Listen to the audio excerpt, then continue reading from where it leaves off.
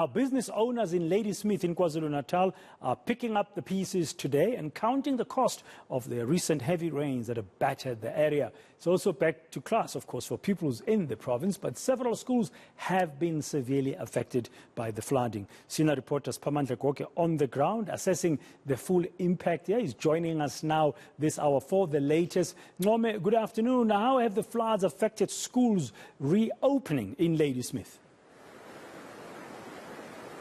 Severely so. We are talking about 6 schools that did not open today, according to the Education MEC in Kwazulu-Natal, Kwazimshengu. In total, there are about 39 schools that have been affected in and around Tugela district. Now, the district comprises of areas such as Bergville as well. That area of Bergville was affected. A number of schools were unable to open today. Earlier on, we visited one of the schools there, which is known as Siphamandla Secondary School, which is about 60 kilometers from Ladysmith. And I can tell you that the impact there is very severe and visible. The entire roof of a certain block was blown away, and pupils were unable to utilize a number of classrooms. They had to be packed in some classrooms. Others had to be let go to be sent back home because they couldn't be accommodated, and it will take a number of weeks to rebuild the school. We spoke to the principal of the school earlier on, Mr. Nchingila. This is what he had to say. Unfortunately, that part is not yet ready, Siphamandla, for us to play. So one would gather that the authorities in KZN are very much concerned about how this weather has been affecting schools. Indeed, authorities are concerned simply because today was the reopening of schools in and around Kwazulu-Natal.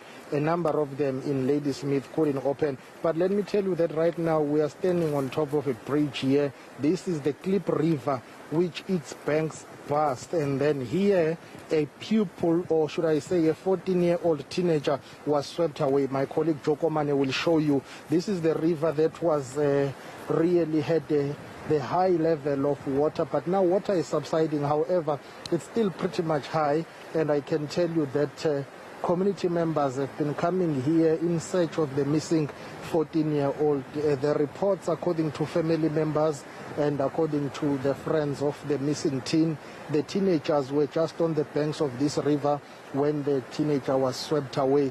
Up until now, he has not been found.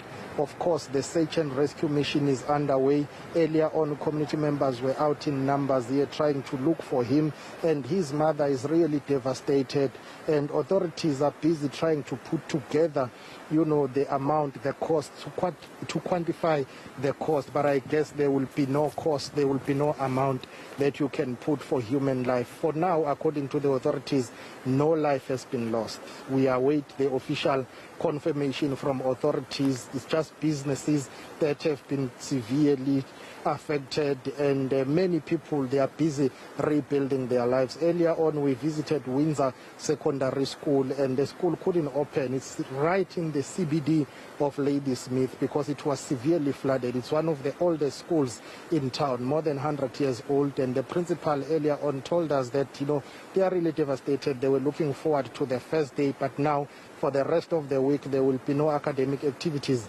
taking place there. They will only resume on Monday next week, hopefully. And pupils who are eager to go back to school are really devastated too. So in and around Ladysmith, it's just mop up and clean up operations for now. And many people are calling for help to be assisted because their businesses were severely flooded and livelihood. Some people are going to lose their jobs because many business owners are saying it will take weeks to rebuild, but also it's going to be very costly.